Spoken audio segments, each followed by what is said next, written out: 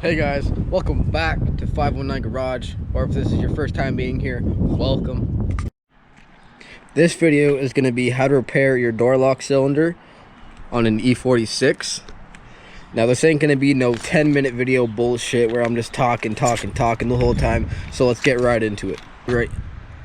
Now let me just show you what happens real quick when I try to lock my door with my key. It's in, right? And it just turns, doesn't do anything. Lock doesn't go up or down.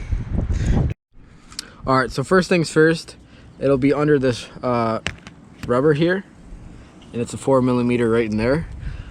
It'll look a little different if you have a sedan. I have a coupe, so like it has this big rubber piece. If you have a sedan, it'll be just a little rubber square.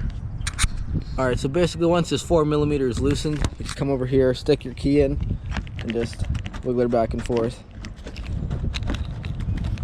Stuck on the ground there, and should pop right out.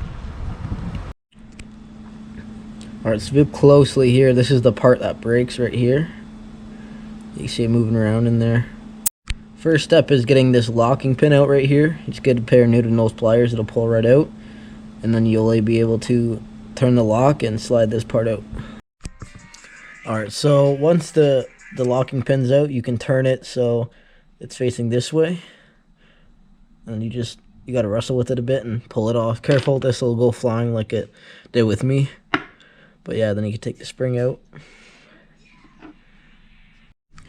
You want to be very careful not to lose this little locking pin. Some kits come with it, some don't, but you always want to keep it just in case. So here's the thing that broke. Alright, so this is the new part here. Just plop it right in.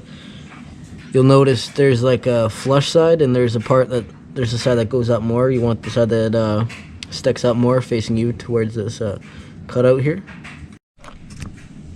Next, put the spring in, and have it so like the end of it right here goes in like that.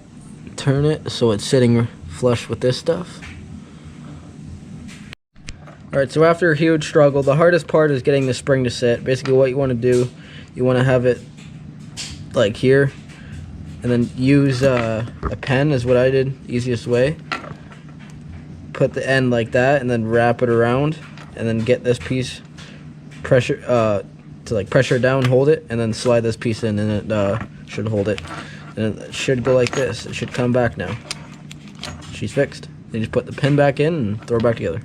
And that's basically all there is to it. It's done, ready to go back in. And basically all you have to do is hold this, you gotta rattle the key a bit and make sure the screw's all the way out so it'll pop back in. And you just tighten her back up. Make sure it's nice and snug.